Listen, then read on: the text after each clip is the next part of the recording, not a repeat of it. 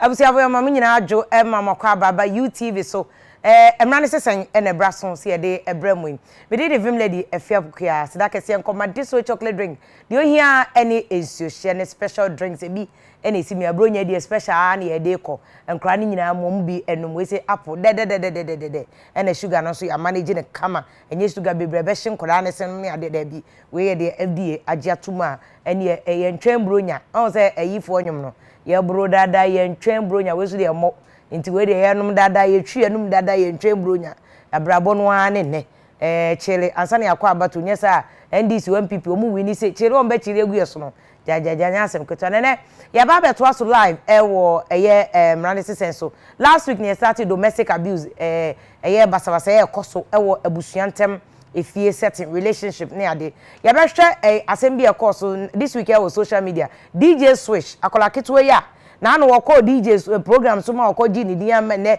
one Macron no nyina atwa picture akreti ne ba bia che se wo twa ne photo abante bi so obewe no ni nyina be kan wasem under domestic abuse lawyer Richard Aban wo studio ha be boye am ya cheche ensem nyam to lawyer enweye mo akwaba yeah ya da si bebre cancel so aje epini na one ye ebetwetwe komo ne mo fa nche se ye ka eche dada Ghana for mo so mo peteli novela nti o se ye de mamo no mo ani je no makoma tom yem UTV de mo amunti ene ye wo ha enti ne ye ne sa no nti aseda de ye fa ma cute cat parlor e wa beka junction ye ya o me ne ye miti kama e de mamo madalma tunya bi na ne wo na mo tum se wa feel good ene Sandra Dalma wa ye okay kra na ade nam wo madam ani me de ayi DJ Switch post no o de to Instagram kra unity kama DJ Switch na kasa kra no ni social media account o maame ene manage akra twa na picture de akoto emamu ankitinkiti amaba dwani afefesem yetiamu bia enye ye yetumufu bia enye ye obi ye pani no kasa chenze mompe asem motan MV ODN wanwe ye na yo ba te se me kwa ne edi watem ofu asem so ovim lady uye serious akona ko ware ene ko wo ma ni adani ni edi wo momu atem o seriously akroye twa ni picture ene ode ato no na boy you see A for chop hair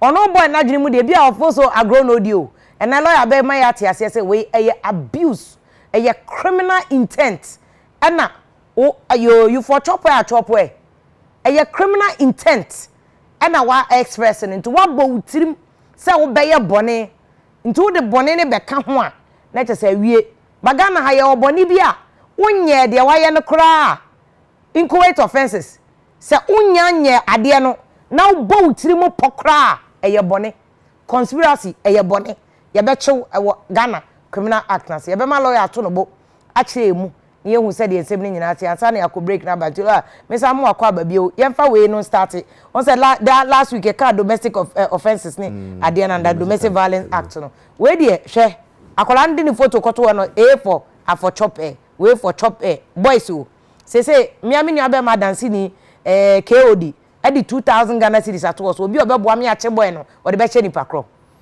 ekofo bebre na ba na mo posti say look at this moron obi see this ninkompo che say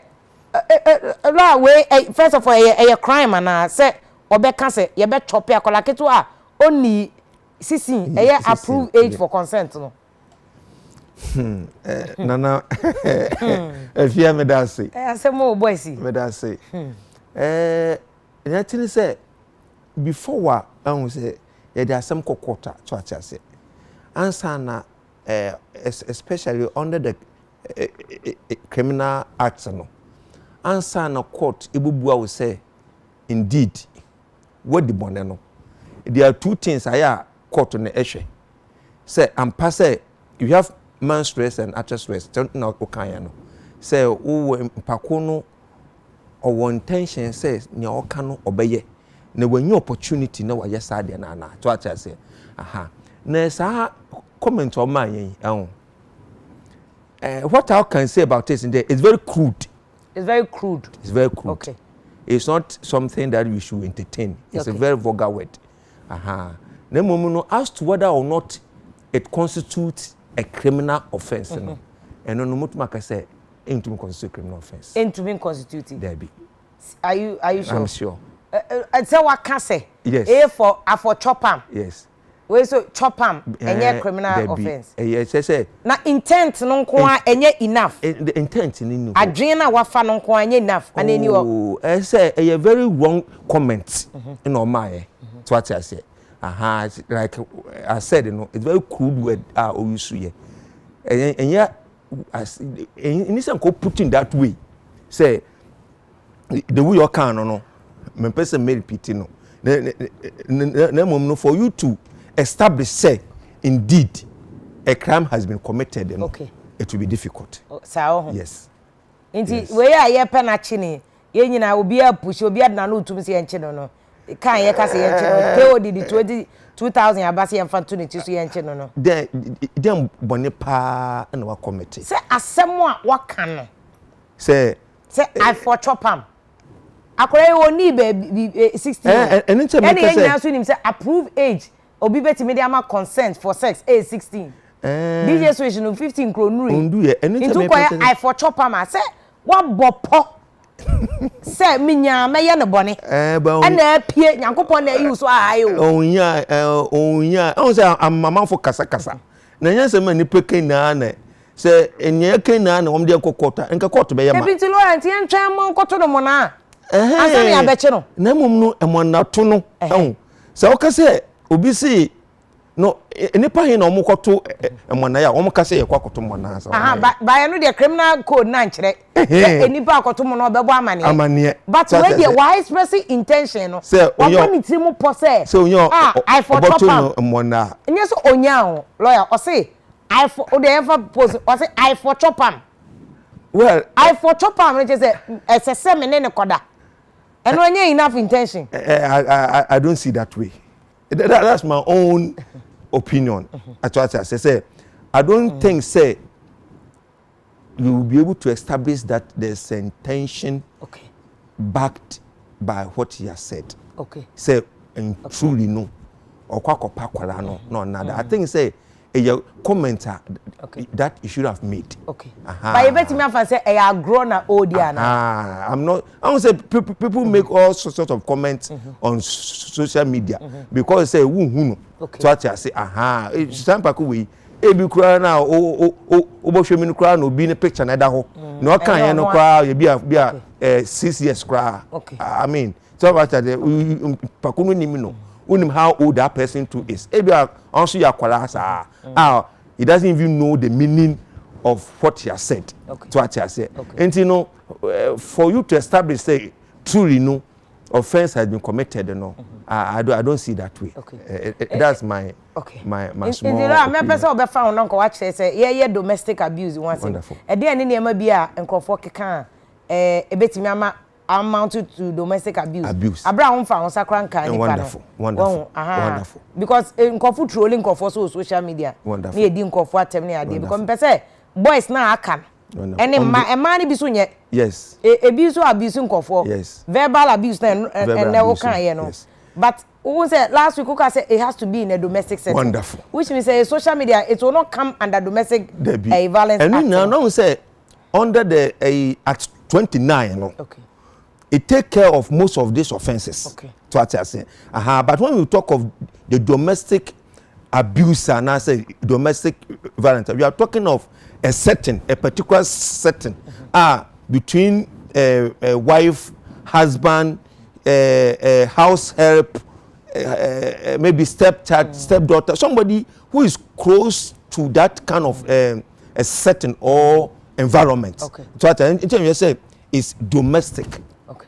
So what I say is within that family, you know, settings, no. Okay. But outside that, and also no umbrella it dealing with that. Okay. So what I say, because until where what outside is okay. Did you obi atem social media outsider and also criminal code here? Yes. Criminal code here wadwuma pa. Yes. Me pesa wo si studio say no so your criminal obi did obi atem social media obi threatening obi social media. Threat to life. Ina no criminal code no wadwuma. Untumi nko social media. Now no kan yin say I'll chop here no. Imagine he said I'll kill him.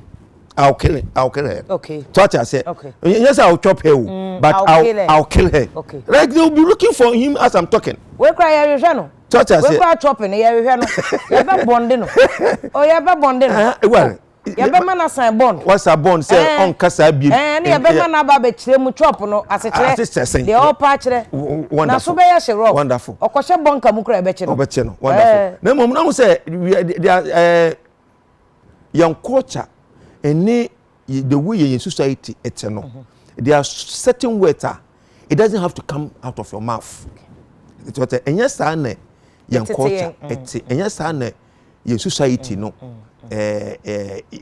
ya mihuna misim kan senya ya chechil ye society no entesa ese na nse na sa foreign one normal ebe mo bia kan bibi wie pe na wakota baabi enya sa it's not part of our culture say obotuma catch you be say menyanwa me no beda for the whole world to hear. It's not like that. We don't do it that way. So what I say, but those offenses in no, the at 29, no, take care of those offenses. So what I say. But when we talk of the domestic abuse now, it is in a different context. Okay. So what I say. Dog, Laura, me pass back to another which is omo boyfriends here. Okay. Fiancé. Yes. Oh, empana warrior. Yes. One na wo baako, one na wo mienu. Ye manage na ansa na yakoware. Yes. Obema bia wo se me pesa me tia no wa stubborn. Nti girl no ne tie no wa che no. Wa che ne se gu na chi no wa bobbo na ni su kakra. Owi ano akrokro no eno Now it comes on the domestic abuse. Nti eno so ya abuse. Yes. It's Mmara. It's Mmara pa. Okay. It's Mmara. Okay. It's Mmara.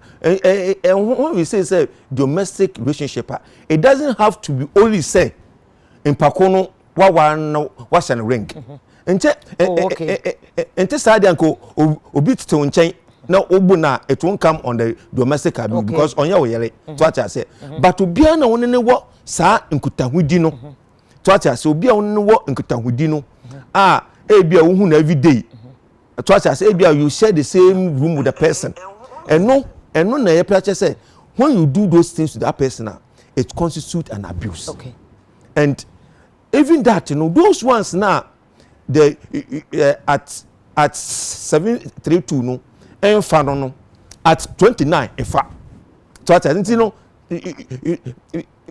domestic abuse and yet sa domestic violence act no pe and can want some to what I say. Even at 29, no, and so 8 years. 12. And it's a what kind of art now? We share, I think, say, it's 4, no. So, being probable, say, oh, girlfriend, no, or no, on your police, no. I can refer and get the right section if you want that. But to be crumbled, too, say, on your police, any ordinary person. Say you are abusing somebody, that person has the right to arrest you and give you to the police. Abra on your police. There be the on your police. Okay. On your police. Okay. And man quite. So about two say you are abusing somebody. And man quite so on chow. No from come police, no police so only. Okay. To what I say. Sanity. Okay. Internet just a boyfriends near they no moon to me for almost uncle can't go. To me ya cry. To me. When you quite say no biti or your girlfriend na won wale no wale no kwa mpa wuntumi ye na afense won wale no. Okay. Na oba no betimi de aye ma no because oba no tutu be fanya be ma no. Na say in two ways. Lawyer oba ma no so atete oba na che. Na da ko oba no so we di afono me. On so tampa bo na de bia na o de siu tirimu a eno so no inipa no bebre wonsanwam. Oh, we say me asa na maka. Omo wonsanwam for assault. Bebre. Unfortunately, no so call a man prison a man in Dawson. No mum a man no Dawson. Also, Mokola, before you live there, no, your last excursion, no, agents and one. Do call a child send it. Now call a say a man no, Dawson. Na a man no, Dawson. Now, motion be brino, and a man no, a be but to say, no, couldn't no be a baby. No, a fat dear no, that wouldn't think panya na dinako.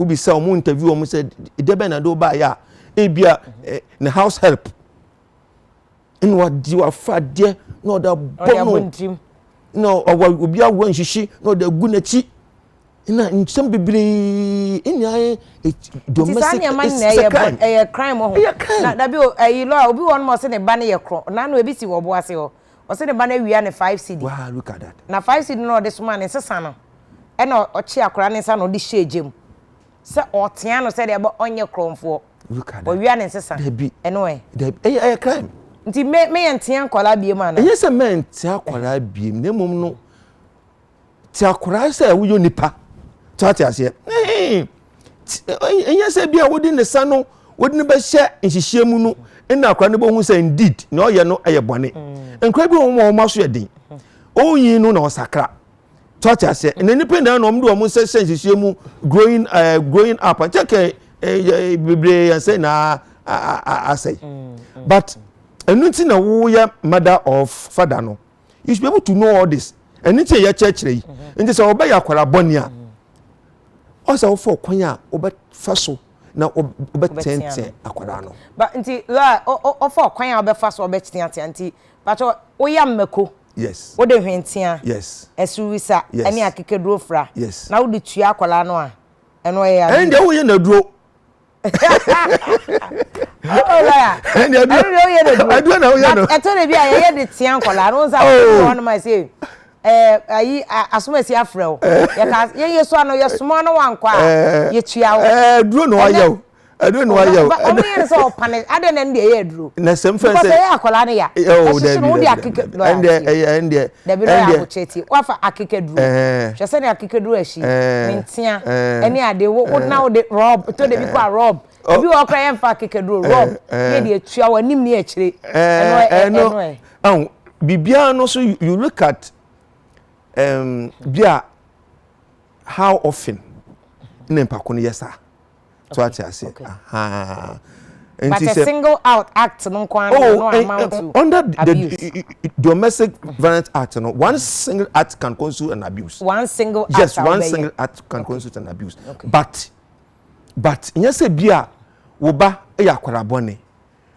ye we onye okoda mpa so na wadwanse enti ya na adasa wadidi bebre na omunim se obodwanse na so mutua wo se koda ke wanya abuse sa wa ade we de koda na kola no de ne pe na edun so ye da bio ene ti oyare no ntem ka se on se o kan pe na me se no de eyaduro no mo ya no enye se enye abuse tata say because na me ka che enye abuse ye nkola bre oh da ukobo plate na ye de eyi atua wo akekeduru na rob eno na me pache say anim na ekire o se enya abuse da bi na me pache say how often tata say impako no ye no say or the ye no apanish say wabo plate ana wako chini eno na ye abuse no okay tata say bia o ye na ni enda no ho so na ade ne fini say na bofum oba ya na wache no na watua no eno de enya sa na me ka kire I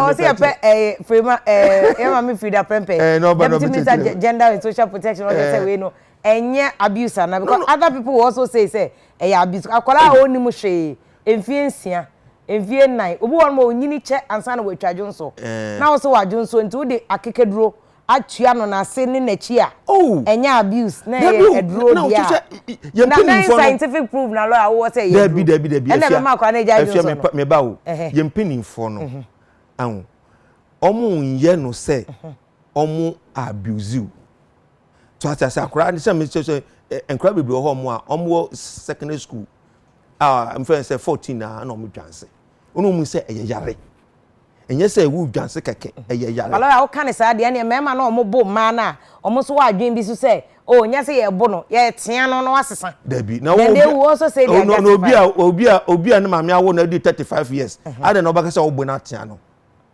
okay and abuse am say also utumi hwe hawa sa we no etie okay so top fan Kwame Eje ni Boate no say o say or like opewasempa cause no krena na oka no Aziza Mankwa Boate no say onyi ni say boy na o de message nkoto DJ switch yi na say na opeso adwemone agro NOD ye che na waba be chirim say agro no wa kire de nti a agro no Tiano de nyame me minister power no police for na wo. Yasmin Nana Abna say if ya A for I want to chop finance minister. Please you people should come after me.